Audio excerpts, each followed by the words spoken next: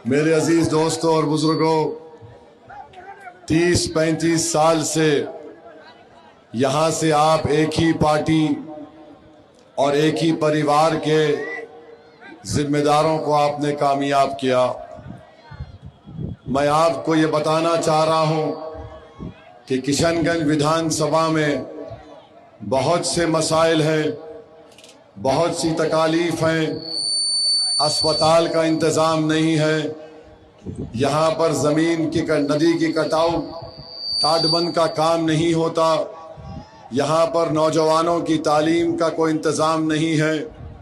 अलीगढ़ मुस्लिम university का campus है तो टीन के शेड में है।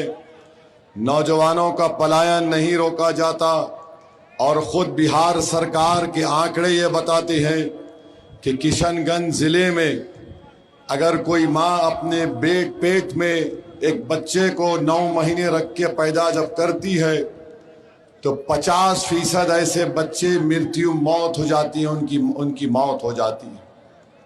ये मेरे नहीं, बिहार सरकार के आंकड़े हैं। 55% ये सैलाब से मुतासर शुदा इलाका है। 50% गरीबी की रेखा के नीचे जिंदगी गुजारने वाले किशनगंज में है। तो मेरे अजीज दोस्तों और बुजुर्गों, मजलिस के मुखालिफिन ये बोलते हैं, ए भाई रुक जाइए, वे भाई साहब, भाई 4 बजे जलसा खत्म करना है, आप किसी को मत बोलिए। 6 फीट 2 इंच का आदमी खड़ा है यार।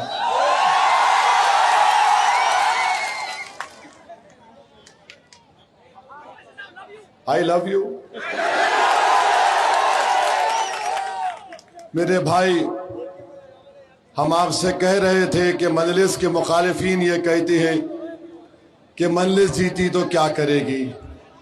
अरे भाई साहब, 30-35 साल से एक पार्टी का ही उम्मीदवार जीत रहा है और आप सिर्फ एक ही चीज पर वोट मांगते, फिरका परस्ती को रोको।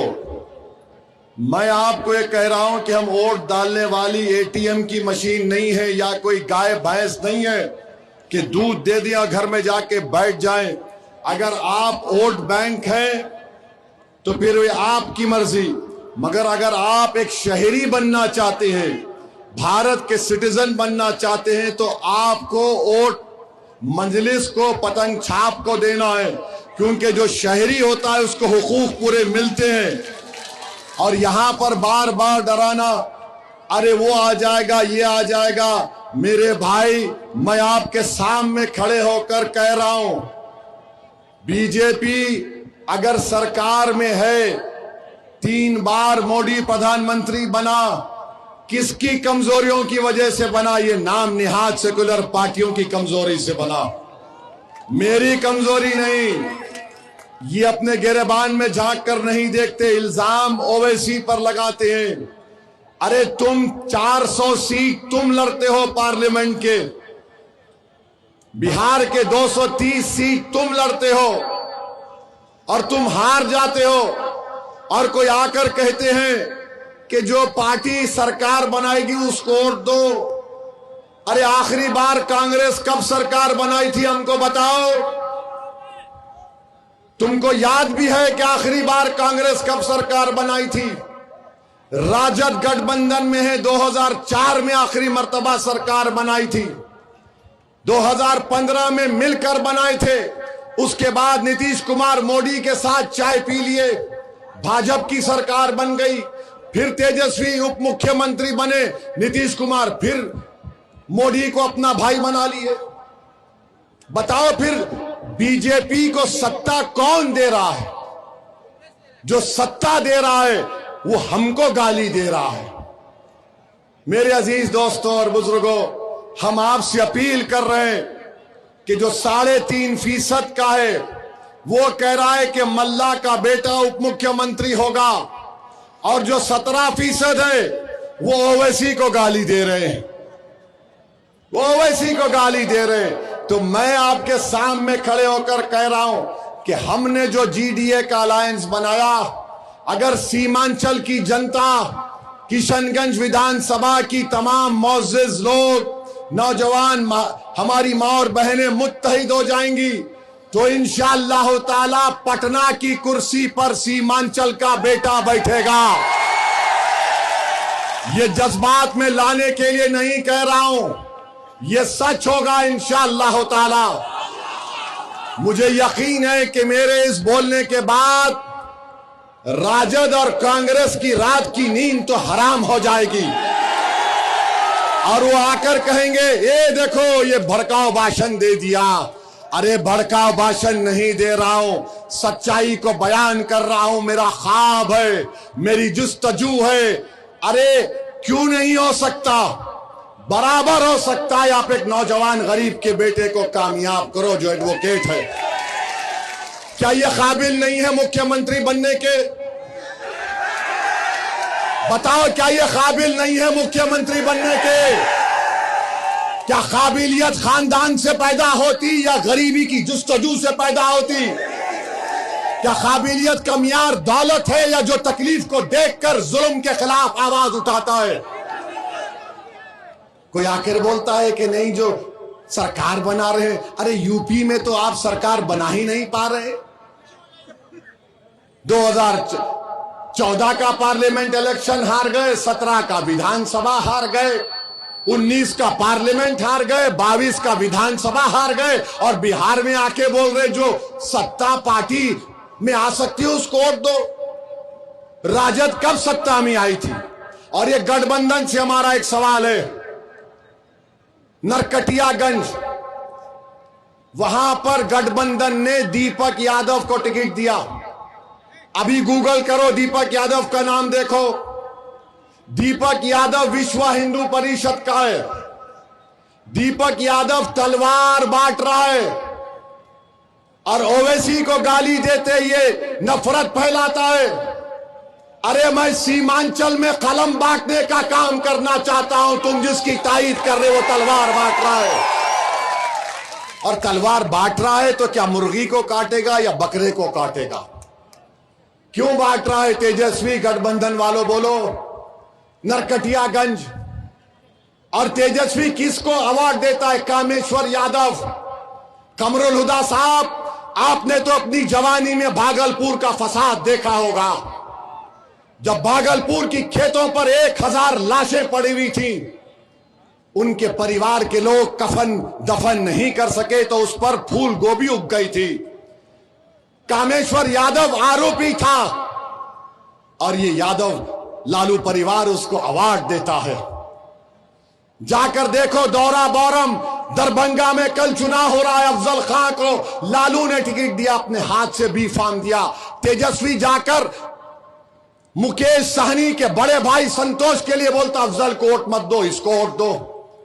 हम 8 दिन से बोल रहे अफजल को धोखा दे रहा है। तो कल रात में मुकेश सहनी ने कहा कि हमको नहीं चाहिए। लालू लेटर लिख दिए निर्वाचन सदन को कि अफजल हमारी पार्टी का नहीं है। तुम इस तरह से 17% को बर्ताव करते हो। जाकर देखो एक और विधानसभा है जहां पर उसका नाम, एक मिनट, उसका नाम जो है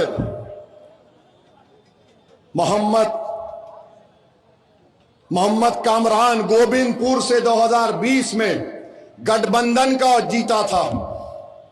और आपने क्या किया? 33,000 वोट से मोहम्मद कामरान जीता था। कमरुल हुदा, गठबंधन ने टिकट काट दिया। पूर्णिमा यादव को और उसके पति कौशल यादव को जो जेडीयू से निकल कर है उनको टिकट दे दिया। पूर्णिमा यादव गोविंदपुर से, कौशल यादव नवादा से। यानी एक मोहम्मद कामरान को कुर्बान करो और 2 को हासिल करो। एक को बर्बाद करो और 2 को ले लो। यह सच्चाई है गठबंधन की। इसीलिए हमको गाली देते हैं, हम पर उंगलियां उठाते हैं। मेरे अजीज दोस्तों और बुजुर्गों, अगर आप पूरी तैयारी के साथ इस नौजवान को कामयाब करेंगे जो गरीब खानदान से लड़कर पढ़ लिख कर आगे आया है, तो किशनगंज में यकीनन काम होगा, विकास का काम होगा। 30-35 साल से आप इस उम्मीद पर अपना वोट दे रहे हैं कि शायद कुछ हो जाएगा। मेरे भाई याद रखिए, लम्हों ने खता की, सदियों ने सजा पाई। हमने कभी भी सीमांचल के मुफाद पर कॉम्प्रोमाइज नहीं किया। ये कांग्रेस पार्टी का एक सांसद बोलता है ओवैसी की जात क्या है, ओवैसी की जमीन क्या है, ओवैसी की दौलत क्या है। अरे सुन, मैं मुसलमान हूं, गयूर मुसलमान हूं। मैं रसूलुल्लाह सल्लल्लाहु अलैहि वसल्लम का उम्मती हूं। बहरूपिया बोलता है मेरा नाम मेरे अब्बा और अम्मा ने असदुद्दीन रखा, दीन का शेर के नाम से रखा। और तू पूछता है मेरी जमीन कितनी है। अरे पूरा सीमांचल मेरा है, बता तेरा क्या है। तुझे देखना है ना, आ कभी सीमांचल के किसी चौराहे पर तू ठहर जा, मैं भी ठहरता हूं, देखते हैं क्या तमाशा होता है। और बोलता है कि वहां से आया। भाई साहब, हमारे अब्बा, कायनात के अब्बा आदम अलैहिस्सलाम को जब अल्लाह ने दुनिया में भेजा तो वो कहां कदम रखे? भारत में रखे। तो अब्बा की जमीन हुई नहीं हुई? अब अब्बा की जमीन में मेरा हक नहीं है तो क्या तेरा हक होगा? जबान का मुकाबला मत करो, सच्चाई को बयान करो। तुम एक अपनी पार्टी के अध्यक्ष बनने के लिए ओवैसी को इस्तेमाल कर रहे हो। अरे ओवैसी को कोई इस्तेमाल नहीं कर सकता। भारत की पार्लियामेंट में देखा कि मोदी ने काला कानून लाया वक्फ का। हमने कांग्रेस, राजद, लोजपा, बीजेपी के एमपीज के सामने खड़े होकर कहा यह कानून वक्फ की जायदादों को छीनने के लिए बनाया गया है। यह कानून मस्जिद को और ये जो ईदगाह है उसको बर्बाद करने के लिए बनाया गया। संविधान के दलीलें देकर 128 पेज की रिपोर्ट देकर हमने मोदी, अमित शाह और नीतीश कुमार के एमपीज की आंखों में आकर डालकर कहा कि हम अकेले हैं मगर सीमांचल की जनता की आवाज हूं, भारत के 14 करोड़ की आवाज हूं और उनकी उम्मीद पर, उनके भरोसे पर कह रहा हूं यह कानून गलत है। उसको फाड़कर पार्लियामेंट के फर्श पर फेंक दिया। और आज आप हमको चरमपंथी बोलते हैं। चरमपंथी जिसके चेहरे पे दाढ़ी है, टोपी है। कमरुल हुदा कल अगर आप सुनिए, कल कमरुल हुदा दाढ़ी छोड़ लेंगे तो क्या चरमपंथी हो जाएंगे? यहां इतने लोग हैं जिनके चेहरे पे दाढ़ी है, सर पे टोपी है, मां और बहनों के सर पे पल्लो है, हिजाब है, बुर्का है।